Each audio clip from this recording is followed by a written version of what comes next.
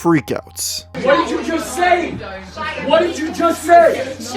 What did you just say?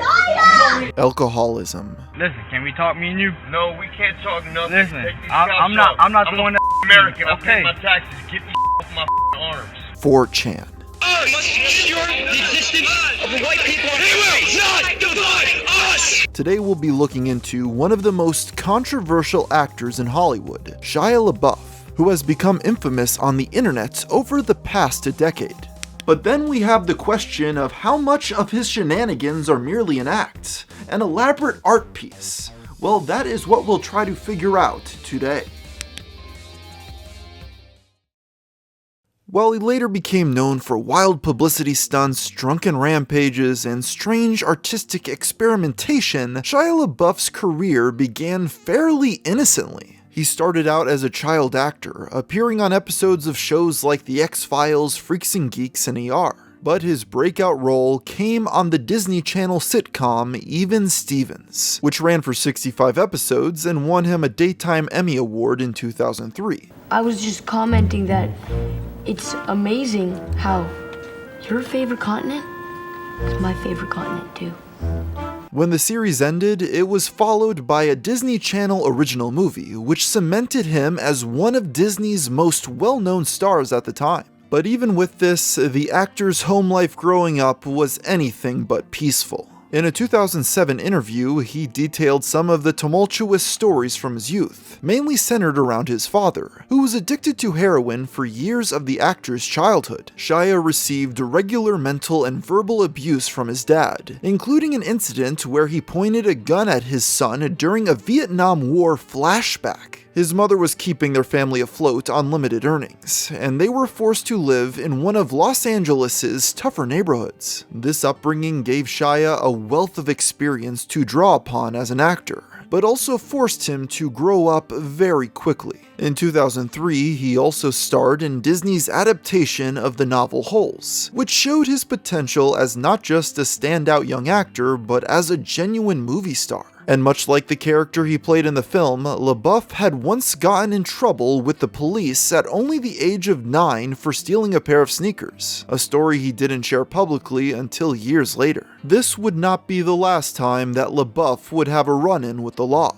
The actor continued his film career in supporting roles in blockbusters, but also began to branch away from the mainstream. His work in films like The Greatest Game Ever Played, A Guide to Recognizing Your Saints, and Bobby showed a desire to not just be another celebrity, but an actor who was taken seriously. Eventually, his dedication and undeniable talent led to Steven Spielberg taking an interest in the young performer, and he even went so far as to say that Shia had the potential to be, quote, the next Tom Hanks. In 2007, what made him a true superstar was his starring role in Michael Bay's Transformers. The next year, Shia played a major supporting role in Spielberg's Indiana Jones and the Kingdom of the Crystal Skull, as the titular character's son, Mutt Williams. Given the positioning of Mutt's role in the story, it's likely that Lucasfilm hoped to have the young star take over as the protagonist for future films. At the time, it seemed that the actor could do no wrong, as he was on his way to becoming Hollywood royalty.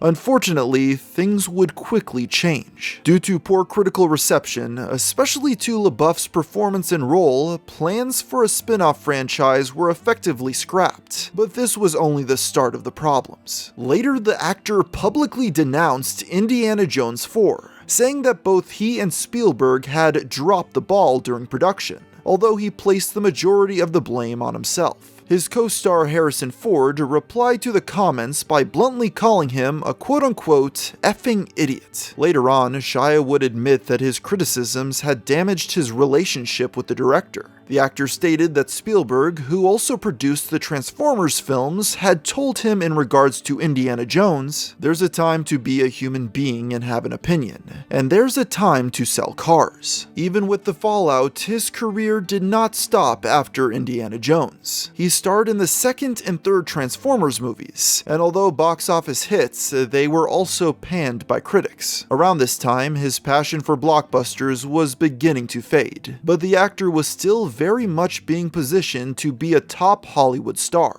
By 2012, LaBeouf was tired of the robot franchise and wanted to move on, saying that he felt his character's story ended with the trilogy, and has never shown any sign of wanting to return ever since. In fact, after being cast in controversial director Lars von Trier's Nymphomaniac films, Shia announced that he was stepping away from blockbusters entirely. He claimed that there was no room for artists in the studio system. So the actor put his full energy behind more independent projects like the bootlegging drama Lawless and the World War II action thriller Fury across the next few years. During this time, he started dating Mia Goth, one of his co-stars. He was also set to make his Broadway debut alongside Alec Baldwin in Orphans, but left the show citing creative differences. Baldwin later explained that the actor's behavior during rehearsals had made him very difficult to work with, including an instance where he berated his castmates for rehearsing too slowly. This had apparently led to LaBeouf being axed, ironically during a meeting where he offered to quit. But Shia's name would soon be spreading for other reasons than his acting work. In February 2014, at the Berlin premiere of Nymphomaniac, LaBeouf arrived dressed in a tuxedo with a paper bag on his head. The words, "I am not famous anymore," were written across it, and pictures of this odd costume spread like wildfire.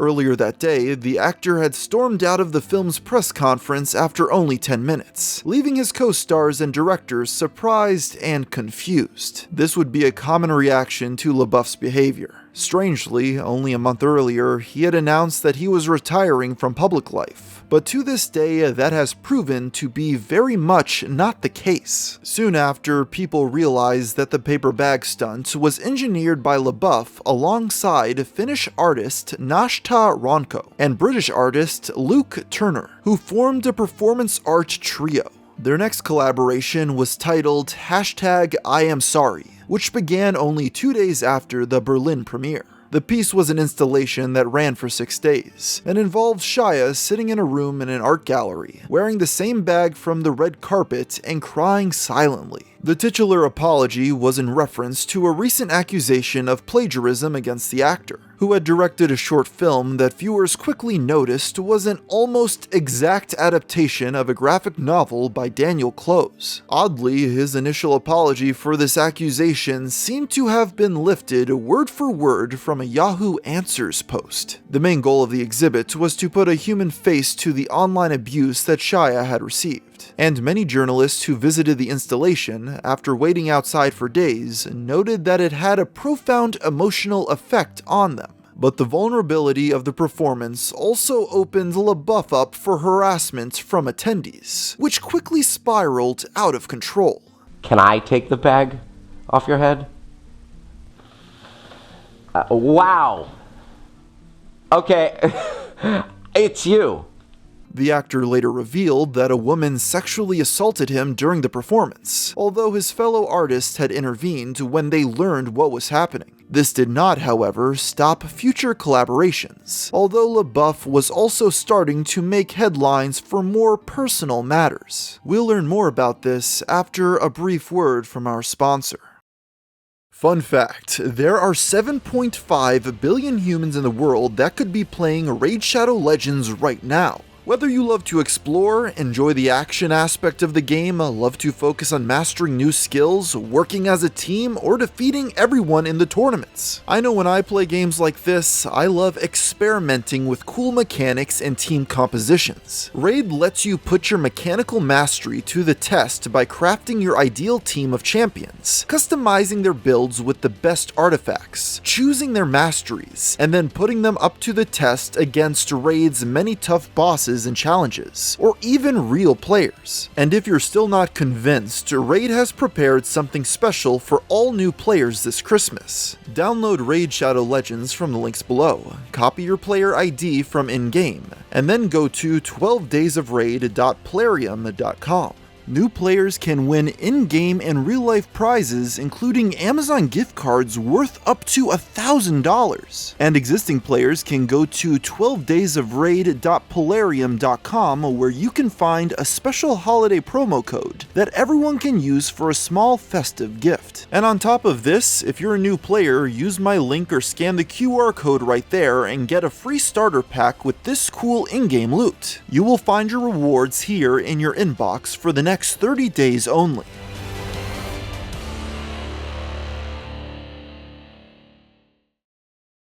For Shia LaBeouf's early career, he had his dysfunction, but it didn't tread past the typical Hollywood drama, though things would quickly devolve going into the mid-2010s. Across 2014, a series of public incidents had unfolded showing that the actor's aggression was more than just something he tapped into for work. In January, a video hit the internet of LaBeouf headbutting a man at a pub in London after an argument. Months later, he was banned from a restaurant in Los Angeles after urinating on its wall. Then footage surfaced of him attempting to get into a fight outside a New York City strip club. In late July, Shia was removed from a performance cabaret in New York's Studio 54 Theater, where he had been smoking indoors and yelling at the actors on stage. Witnesses say that LaBeouf seemed drunk, and he was arrested outside the theater for disorderly conduct, which led to a violent and profane outburst at the police station. Shia had been known to get into bar fights as far back as 2011, but reports like these started to become far more frequent. It's possible that some of this pent-up aggression was the result of the star's intense method acting approach, which he had been in the midst of during the production of Fury.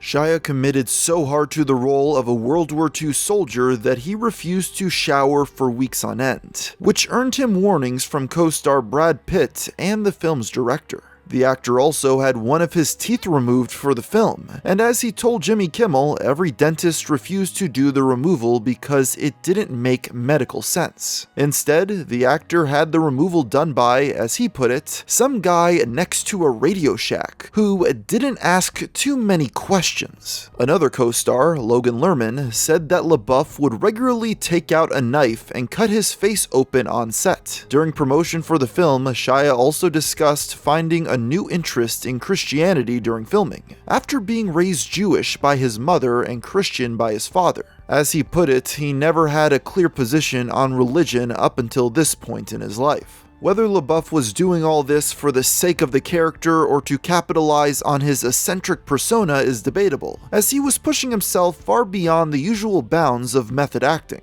But during this time, he did seem to be taking the steps to get his life on a better track. He was receiving outpatient treatment for alcohol addiction, and he seemed to be on the path to sobriety. He also appeared unafraid to have fun with his public persona. By late 2014, Shia made a surprise appearance as himself in a live music video for Robert Cantor's hit internet song Actual Cannibal Shia LaBeouf. A new phase of his career seemed to be underway, and it was largely being defined by artistic experimentation.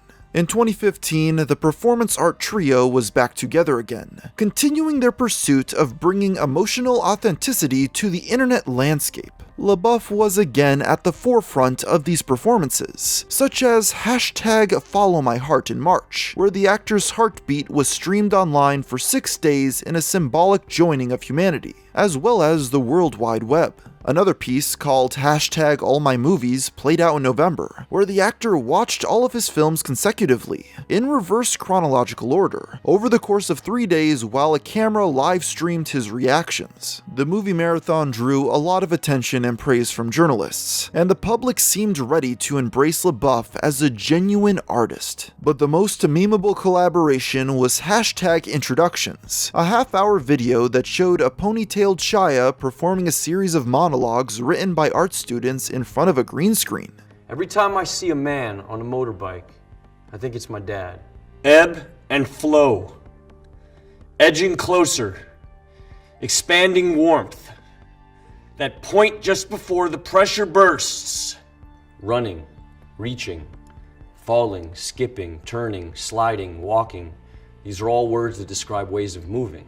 The video was released under Creative Commons license, enabling the public to edit the footage freely. One segment, which the actor performed as an intensely aggressive motivational speech, went viral almost immediately and spawned uncountable memes and parodies. It even became the most searched GIF of the year. Do it! Just do it! Don't let your dreams be dreams. Yesterday, you said tomorrow, so just do it! Make your dreams come true! Just do it! That same year, the actor starred in the music video for Sia's Elastic Hearts alongside a 12-year-old Maddie Ziegler, which drew criticism from the public at the sight of the scantily clad actor dancing so intimately with a dance mom starlet. Perhaps LaBeouf was drawn to the project because the young dancer was a fellow child star whose parents' presence loomed large in her career. Aside from these reports, 2016 was a somewhat quieter year for Shia. Andrea Arnold's American Honey was his only film role, but the actor was still very much in the public eye. Speculation about his romantic life started to spread when Mia Goth was spotted wearing an engagement ring by paparazzi. LaBeouf was later hospitalized after receiving a head injury when a stunt went wrong on set. Eventually, old habits started to reappear when the actor was detained for public intoxication in Austin, Texas. This arrest happened after he had drunkenly run around in the street and jaywalked in front of a group of police officers, who had warned the actor to stop but then subdued him when he continued. Only a day later, it was reported that LaBeouf had gotten married to Mia Goth. Rather than a big Hollywood wedding, the two opted to get hitched at Viva Las Vegas, a tacky hotel known for its themed weddings ranging from gladiators to celebrities. The couple went with Elvis and Hawaiian themes, with the young actress arriving at the ceremony in a pink Cadillac driven by a Presley impersonator. Then, in a career move that surprised everyone, the former bachelor turned to rap music. He appeared on Sway Calloway's radio show, Sway in the Morning, and dropped a freestyle that showed far more skill than anyone expected. Get ready, get set, this a meme. This is wild, this a childhood dream. I'm that guy though, all pride yo, do my thing and stack ride though. I'm at White Oak, the gun club, I mean 1 Oak. During the interview portion of the show, Shia talked about growing up with hip-hop as a passion before acting, and his friendship with the late rapper Camu Tao, who had walked him through the genre. The freestyle went viral and prompted the actor to make a few more songs, which even led to a supposed beef with rappers Lil Yachty and Soulja Boy, with the latter claiming that Shia was banned from the city of Atlanta. LaBeouf also re-teamed with his performance art collaborators on 2 projects, and one at the Sydney Opera House where people were invited to say anything they wanted into the microphone as long as it began with the phrase, "and in the end." The next year, Shia's public life was mainly defined by political action. Like many Hollywood stars, LaBeouf was displeased with Donald Trump winning the US presidential election, after so much of the campaign trail had been defined by division and anger. In an attempt to counteract this, on January 20th, 2017, the same day that Trump was inaugurated as president, the trio launched their next campaign. #HeWillNotDivideUs. This project was fairly simple. A camera was set up outside the Museum of the Moving Image in New York, with the words "He will not divide us" written above it. People on the street were invited to repeat that phrase into the camera however many times or ways they'd like to. The video was streaming online 24/7, and was intended to do so for the entirety of Trump's presidency. Even if this act of rebellion was small scale, it drew crowds of people daily, including other celebrities like Jaden Smith. At the time, LaBeouf said everyone was invited, and that the central message of the installation was to be nice to each other. Unfortunately, this message didn't ring true for long. Must ensure the existence of the white people. He will not divide us! He will not divide us! He will not divide us! He will not divide us! He will not divide us! He will not divide us! He will not divide us!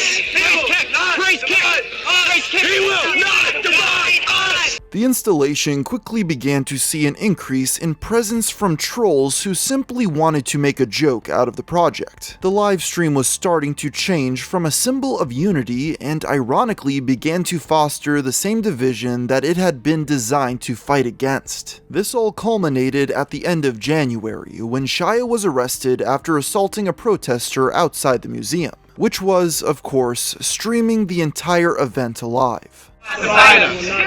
You will not divide us. You will not divide us. You will not divide us. The exact motivation of this fight is unknown, but the actor was released and the charges were later dropped. On February 10th, the museum announced it was ceasing its involvement with the project, citing public safety concerns as its motivation for doing so.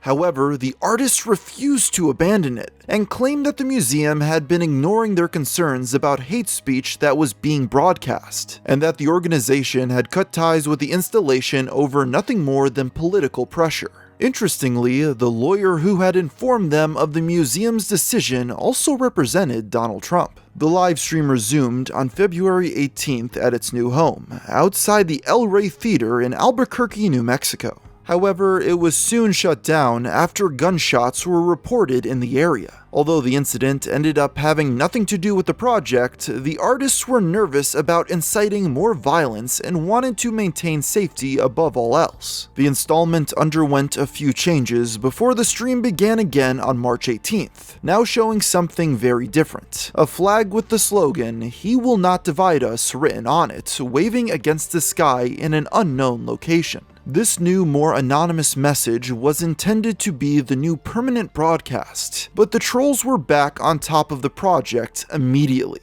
After only 38 hours, the flag was located by a collaboration of 4chan users who used flight tracking, airplane contrails, celestial navigation, and other modern geolocation techniques to determine that the flag was located outside of Greensville, Tennessee. On March 10th, one user went to the site, honking his horn over and over again until it was picked up on the live stream. When he found the flag, he stole it and replaced it with a signature red "Make America Great Again" hat and a Pepe the Frog t-shirt. When this theft was discovered, the items were removed and the stream continued broadcasting, but threats against it started to escalate through 4chan and 8chan.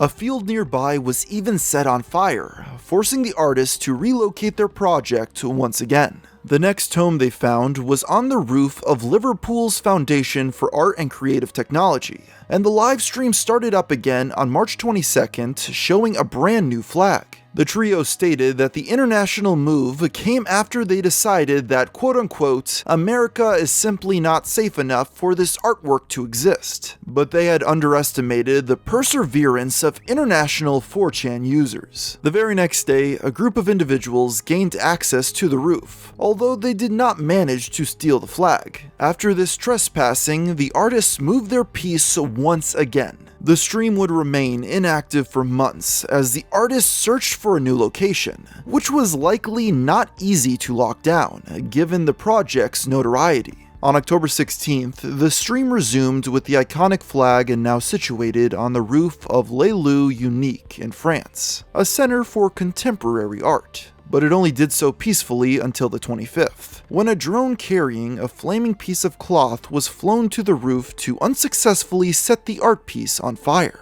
The flag was later moved to Poland for an art exhibition, then back to France for the remainder of its run. Despite the project's long and storied history, it was able to continue streaming for the rest of Trump's time in office, and the broadcast ended on January 20th, 2021, when Joe Biden was inaugurated.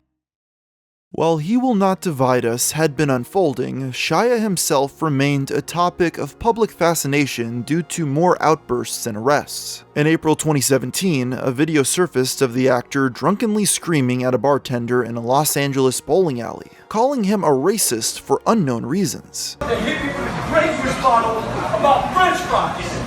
You racist bitch! He also raged about the bartender not serving him French fries before storming out of the building, then returning when he realized that he was still wearing his bowling shoes. The server, David Bernstein, filed a $5 million lawsuit against the actor for defamation and assault, claiming that Mr. LaBeouf had used the word racist to incite anger from other patrons against him. Shia tried to have the lawsuit thrown out of court, but it persisted. In June, a far more damaging incident occurred. The actor was once again arrested for disorderly conduct and public drunkenness in Savannah, Georgia, after asking someone for a cigarette and then yelling profanely in front of families when he refused. A police officer intervened and Shia tried to run to a nearby hotel, but he was arrested in the lobby and body cam footage showed that he did not go quietly. So we're not gonna have a conversation? No! Okay. You gonna put these shits off my arms or you be f***ing I came up to you trying to be nice, you stupid bitch. I came up to you asking for a cigarette, you dumb f***. Why would I ask for a cigarette if I was racist, you stupid bitch? They got cameras everywhere, you dummy. I got more millionaire lawyers than you know what to do with, you stupid bitch. From there, the arrest took an unexpectedly racially charged turn, with the actor telling a white officer, "You put your own kind in the pen?" after threatening him by saying, "If I had my gun, I'd blow your shit up." Upon arriving at the station, he told a black officer that he was going straight to hell, and that he had been arrested simply for being white, another accusation of racism that seemed to come from nowhere. He also verbally abused another white policeman, telling him that his wife fantasized about black men. Hey, you went out with a wife. What'd you tell her at night? You know she watches porn. She probably watching X videos and shit, like looking at black. Don't you feel f***ed up being white about that? Don't you feel like, man, I ain't got all the goods? All of this ranting was obviously fueled by alcohol, but it showed that the worst of LaBeouf's aggressive tendencies were still present in his life. The details of this night were surprising to many, especially the crew of The Peanut Butter Falcon, the movie that LaBeouf was in Savannah to film. Production sources said that the actor had shown no signs of being drunk or hungover for the entire shoot, which had been going on for weeks. Shia soon apologized for his words and actions towards the police, saying that the night had been a new low that he hoped was a bottom, and that his public struggles with addiction had reaffirmed his desire to achieve sobriety. He returned to the set the next week, finishing the shoot without any further problems. He later pleaded guilty to the charges from his arrest and was sentenced to anger management and 1 year's probation. 2018 was a much quieter time for Shia, at least on the public front, probably due to a desire to stay out of the tabloids. However, he did face some more personal turmoil. In September, it was announced that he and Mia Goth were separating, and he began a relationship with British musician FKA Twigs. The relationship would last for about a year, and would later come back to haunt LaBeouf. 2019 was a year of artistic reinvigoration for the actor, with the release of 2 films that made the most of his dwindling star power. The second was far more personal, as LaBeouf had written, produced, and starred in it. Honey Boy follows an alcoholic movie star reflecting on his past as a child actor, whose career was greatly shaped by his abusive father, played by LaBeouf. The actor obviously based the key pieces of the film on his own life and experiences, and talked openly about the challenge of playing this complicated recreation of his own dad. Later on though, Shia said that the abuse depicted in the film was all his own invention, and that his own father had never hit him. Still, their relationship had been strained, and they hadn't spoken to each other in 6 or 7 years before the film was made. It was likely to remain that way, as the actor mentioned that during a phone call with his father, he claimed to realize that the troubled man would have to live with a certain narrative about himself for the rest of his life. In 2020, Shia's life turned tumultuous yet again. He got a permanent full-chest tattoo for a part in a movie called The Tax Collector, maintaining his deep commitment to method acting. Unfortunately, this film received a much more negative response from critics, leading many to joke about the tattoo being a miscalculated publicity stunt. But soon, an influx of negative press started to overshadow any goodwill from his performances. In September, the actor was charged with misdemeanor battery and petty theft after allegedly fighting a man and stealing his hat, and was again sentenced to anger management therapy. He also left the cast of Olivia Wilde's upcoming psychological thriller Don't Worry Darling, and was replaced by Harry Styles. Wilde later claimed that Shia's departure was due to the actor's combative energy on set, but he refuted that claim, stating that he quit the production due to insufficient rehearsal time. LaBeouf also released a series of text messages and videos that he had received from Wilde to back up his argument, contributing to the film's already troubled marketing campaign without even appearing in it. Then the greatest blow to Shia's reputation yet appeared in December when FKA Twigs sued him for sexual battery, assault, and infliction of emotional distress over the course of what she described as a relentlessly abusive relationship. She also accused LaBeouf of knowingly inflicting her with a sexually transmitted disease. The actor's response to the allegations was simultaneously direct and vague, describing himself as abusive to himself and everyone around him for years, but also claiming that many of the allegations were untrue. Once again, the actor's personal and professional lives were colliding, and this time his response was to retreat from the public eye. His brief relationship with actress Margaret Qualley also ended, with the young actress voicing her support for FKA Twigs, although she reported no abuse in her own relationship with Shia. In early 2021, LaBeouf parted ways with his talent agency and sought out inpatient rehab treatment, and the public would hear very little from him until 2022. In the wake of the accusations and his treatment, Shia's career stalled for a couple of years, but it never truly stopped completely. His next film role would be in Padre Pio, about the famous friar in the Catholic Church. This led him to convert to Catholicism. He also revealed that his mother passed away, and his final moments with her helped him see the importance of religion in a new light. In an interview with Bishop Robert Barron, the actor opened up about contemplating suicide when the allegations against him came out, but he found a sense of community and peace in the religion that helped him face his actions. Mel Gibson was apparently instrumental in this journey, and LaBeouf probably took some advice about career revitalization from him as well. He also gave credit to Mia Goth, who had reached out to him during his stay in rehab, and the couple reconciled and welcomed their first child soon after. On a podcast with his Fury co-star John Bernthal in April, Shia finally addressed the allegations directly. Rather than his previous vague response, he was open about the details of his relationships, admitting that he had been abusive, manipulative, and had cheated on every woman he'd ever been with. He also credited his accuser with saving his life to an extent, as it allowed him to begin a real journey to self-improvement. The public face that LaBeouf is now showing the world is much quieter, more thoughtful, and remorseful. We will have to wait to see, though, if it will last. So there you have the story of a troubled actor trying to find his way in life. And with that, I think I'll end the video here. So until next time, thanks for watching.